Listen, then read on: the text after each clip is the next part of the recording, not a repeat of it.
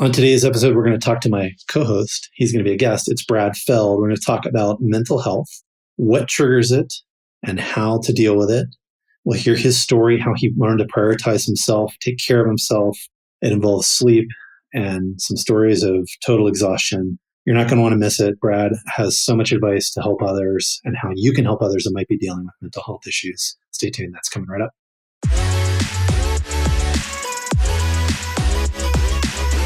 Hi, everyone. This is David Cohen, and I'm here with my amazing co-host, Brad Feld. Hey, Brad. And this is the Give First podcast. And in the startup world, Give First means simply trying to help anyone, especially entrepreneurs, without any expectation of getting anything back. So we'll be talking to mentors and founders about what Give First looks like in action and how it makes great entrepreneurship possible. We polled everyone, and they said consistently that their favorite part of the show was the legal mumbo jumbo. So here it is. The following discussion is an expression of personal opinion and does not represent the opinion of Techstars or any company we discuss. Our conversations for informational purposes only, including any mention of securities or funds. This is not legal, business, investment, or tax advice and is not intended for use by any investor. Certain of Techstars funds own or may own in the future securities in some of the companies discussed in this podcast. Got it? Brad, awesome to have you on as a guest. This is super cool. We're going to focus today on mental health and your own personal journey with it. It's been a while since you've hosted an episode here on the Give First podcast. What you been up to? Well, I've been up to being me and enjoying existence on this particular planet that we happen to inhabit right now. Thank you for picking up all the slack on Give First.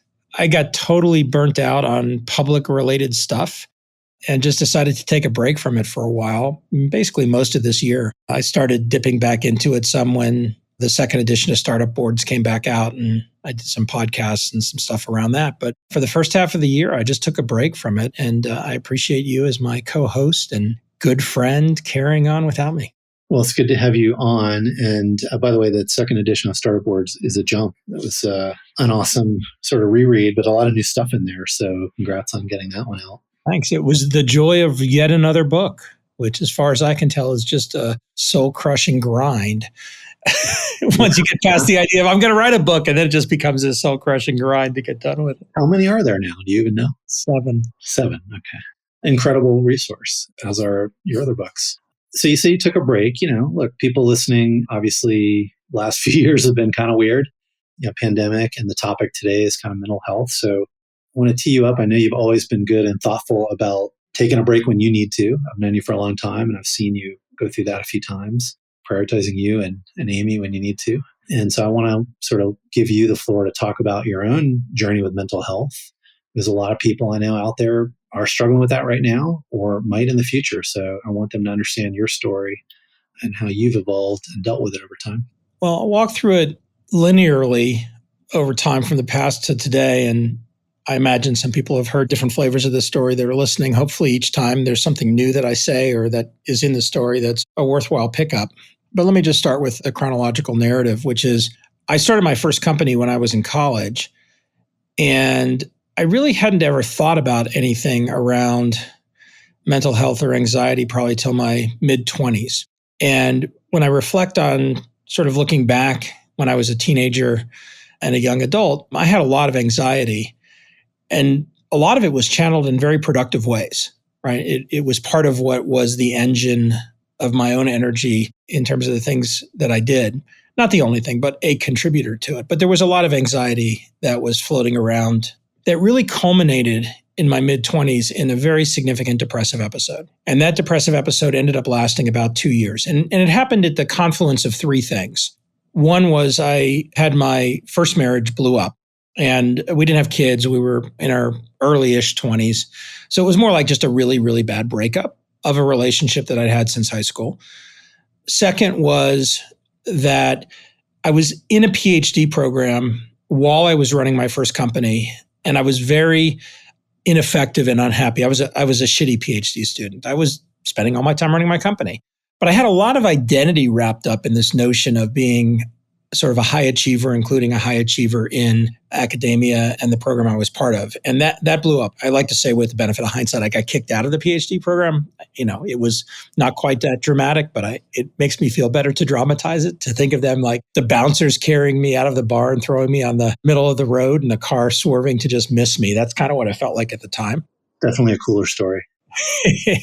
and then the third was while my business was going quite well, I was very bored. The work was the same day in and day out. The problems were the same. I wasn't really learning that much, and I just really was bored. And the intersection of those three things created this very almost cataclysmic depressive episode. And I was really fortunate that there were a few people around me at the time that were, I wouldn't say directly helpful in terms of what was going on with me, but were supportive in ways that each of them were able to contribute. And that led me to ending up going into therapy. The therapist I had was my doctoral advisor's therapist.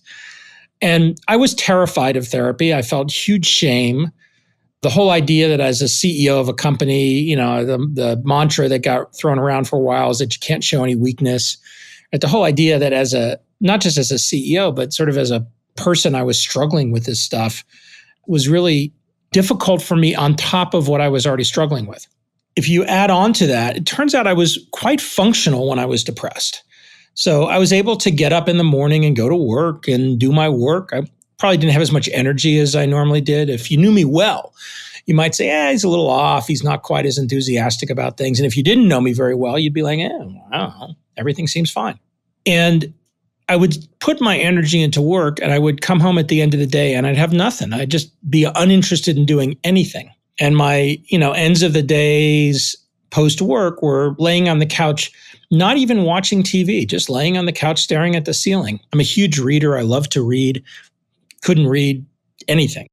And, on and on, just no desire to have any social interaction with people, any connection to people. I just sort of had my work and I got up in the morning and I did my work and I got home at the end of the day and I sort of made it through to the next morning and repeated. Through that experience in my mid-20s, again, a lot of shame around being depressed, a lot of shame around seeing a therapist, a lot of shame around taking medication. I was afraid to talk to anybody about the different medications that I took. I had a clinical diagnosis that came out of it, which was very helpful to me intellectually.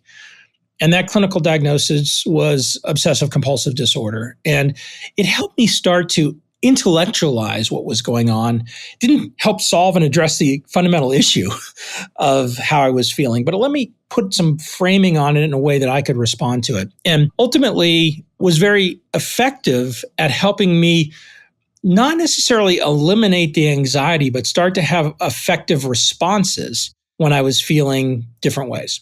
So that was my 20s. Eventually, that feeling of depression passed, just lifted. I couldn't give it and then this happened and then everything was better. It definitely was not that. And there was a period of time pretty deep into it, probably a year and a half into this depressive episode. Again, work was fine, business was fine, but I would describe it looking backwards as the complete absence of joy. There was no joy in anything that I was doing in any way I was doing it. One day it lifted. And in that period, maybe a year and a half in, I was worried that this is how I was going to feel the rest of my life. So there was definitely that moment of real discomfort with the idea that this was how I was going to feel. And that's an important piece that I'm going to come back to. But in that moment, you said, one day, but do you remember anything around that time that was, particularly fun, joyful, memorable, or really it just sort of went away? You have no idea why. It just kind of went away. And then I noticed that I wasn't feeling depressed anymore. And then you had more joy in life, a little bit at least. Things had color again. They weren't just gray, right? And, by the way, it wasn't that I was like mopey dopey all the time and everything, everybody that interacted with me, was just like a total downer. I mean, I was responsible for generating all the new business for our company. And I generated a lot of new business.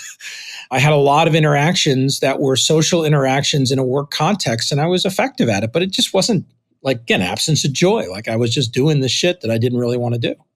And before you get into the rest of the journey, was there any predisposition to this? Had this been something that anyone in your family has struggled with? Or do you have any idea? I just got my 23andMe results and I'm poring over them. Like, is there something that people have in their background, or is it this could happen to anyone anytime? Well, I didn't know at the time anything in the context of that. In my family, the idea of depression was not a thing, or even really talking about anxiety was not a thing we did. And so I didn't really have any awareness of the mental health or emotional struggles of my lineage per se.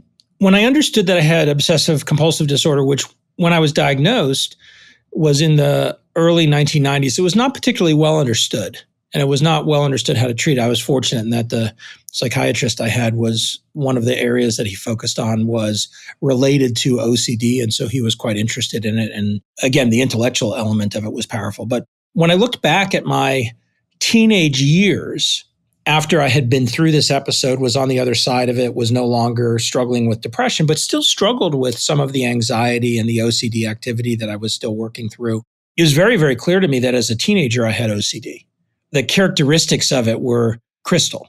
There were 3 letters that were never put next to each other in my family. Nobody had ever talked about it.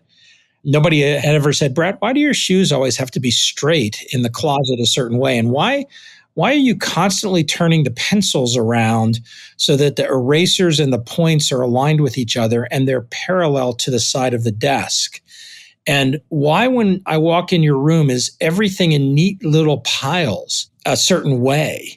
Like, it was not a part of the context of my adolescent time or even my college time. But again, looking backwards on it, was super obvious that those things were going on. And for somebody that doesn't know what OCD is, we all have obsessions and we all have compulsions. And it's used as a sort of tagline. People say, oh, I've got OCD, in the same way that people say I have ADD. And a lot of people that say I have ADD don't have ADD. And a lot of people who say they have OCD don't. It's actually not that helpful. You have characteristics that you might identify with those things, but you actually don't have the clinical disorder. We all have obsessions. We all have compulsions. The problem is not that. The problem is that you have an inappropriate linkage between them. So here would be an example. If I don't leave the house a certain way in the morning, my mother will die. If I don't shut my computer down a certain way at the end of the day, we will lose a client. Mm-hmm. If I don't touch all the cracks in the street on pieces of sidewalk that have a cigarette on them in Boston, which is not every one of them, but a lot of them, then inappropriate bad thing will happen. Right? It's that linkage that's really the problem. And it's the individual behaviors are separate. So like, I see cigarettes on the street, I straighten them. As long as I'm not having the thought, I'm just doing a weird thing with cigarettes on the street.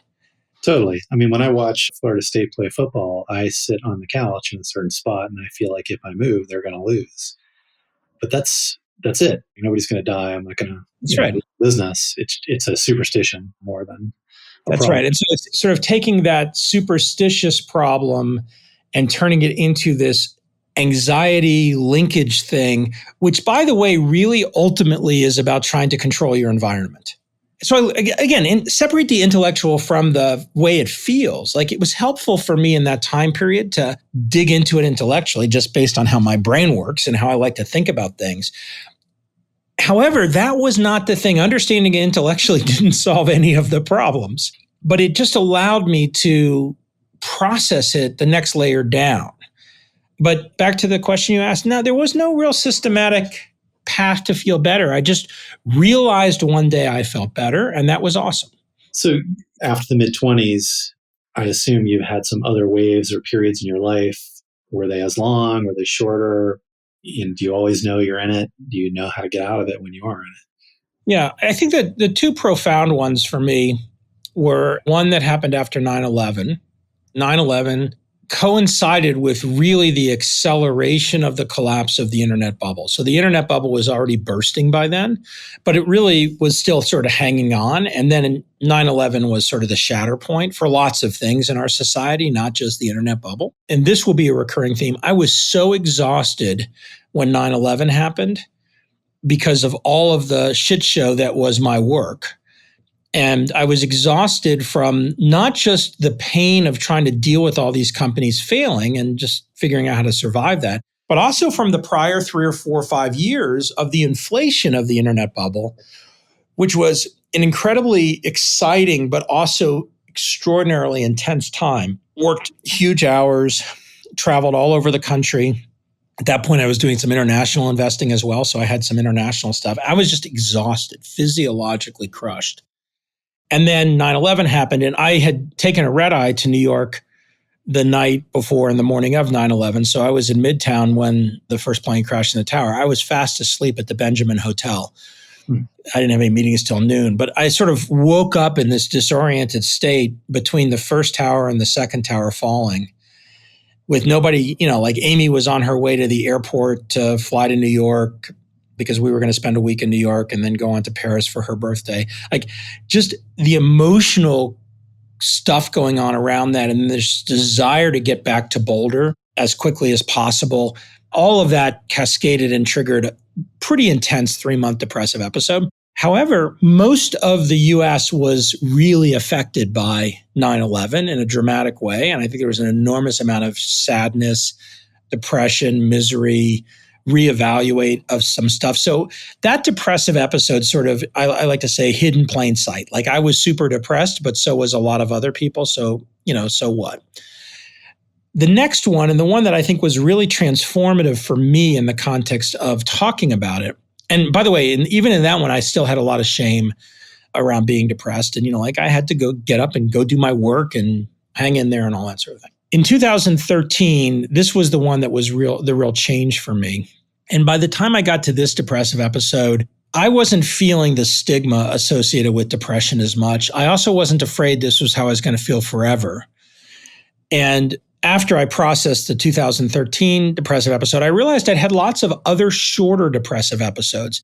I used to talk about how I'd just be exhausted and totally burnt out every year at the end of the year. David, you've had to deal with this. I'm not good at Christmas. I'm not good at December.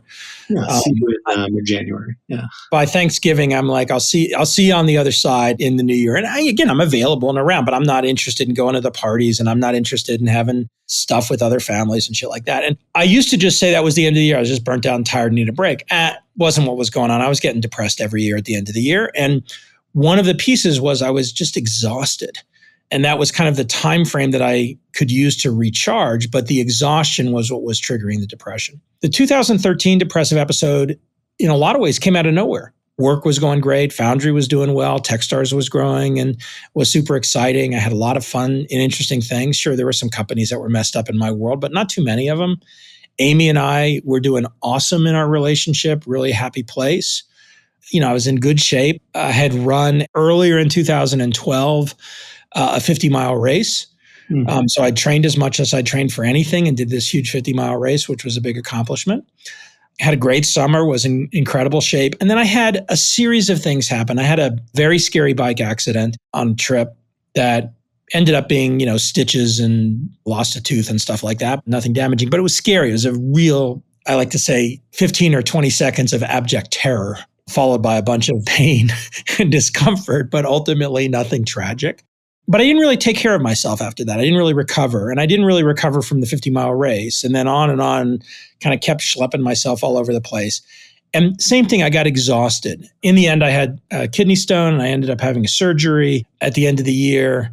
And I thought I was better. Like I thought I was, okay, I rested, I had the surgery and I ended up going to Comdex in early 2013 in January. And within 2 hours of getting to Las Vegas, I was in my hotel room with the curtains closed and the pillow over my head. That is normal for Comdex, though. Yeah, I know. I understand that. So, but usually like the next morning after you've had the all-night party at Comdex. This was like after I checked into the hotel.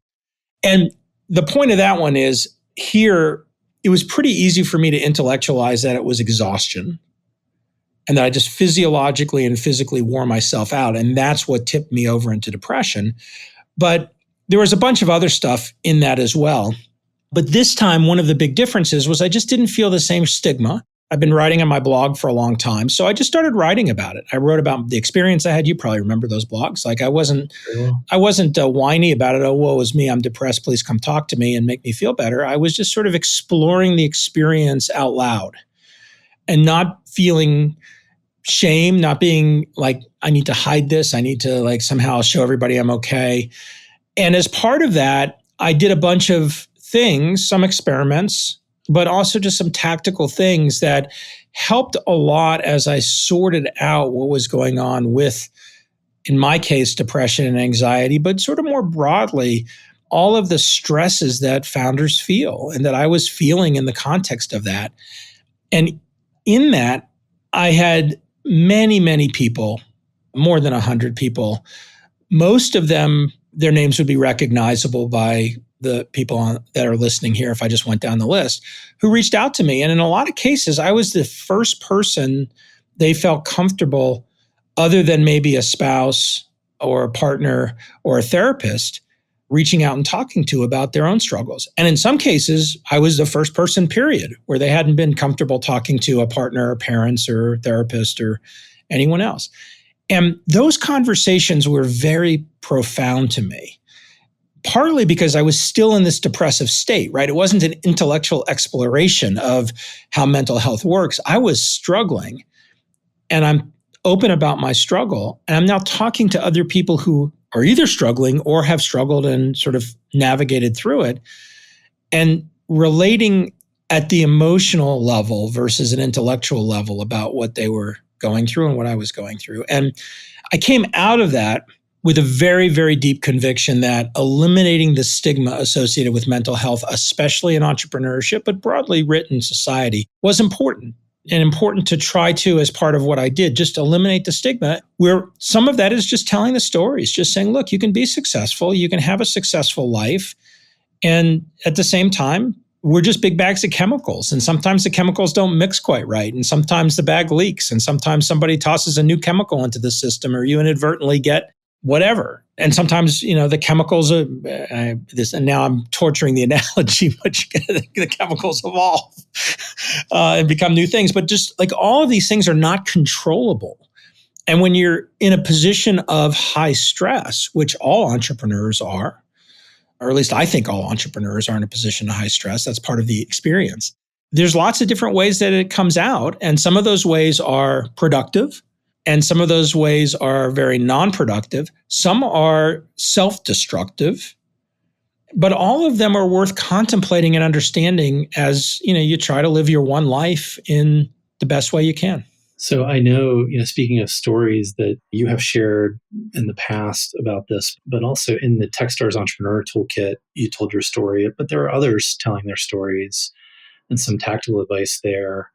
If you go to the Techstars Entrepreneurs Toolkit, it's a video series. It's number 20, Entrepreneurs and Mental Health. Another good resource for people to check out. But I want to switch, Brad, to maybe some tactical stuff. Entrepreneurs listening, maybe investors, mentors out there listening. Your 25-year-old self, what would you say to him today with the benefit of hindsight? What would you have done differently if you could know what you know now? And probably a couple things that are easy to absorb. One would be, hey, kid, take care of yourself. Prioritize yourself. I mean, a thing that has consistently happened does not happen anymore in a significant way. I mean, it happens occasionally, but for me, when I was younger, I prioritized everyone else but myself. And some of it was feeling responsible and feeling like this sort of, I'm doing my job by being responsible for everybody else and everything else. But a lot of it was just not approaching it from the standpoint of what I wanted. And this manifests itself lots of different ways. It's not just, okay, you should go spend an hour each day doing something that's just for you, although that's a tactic.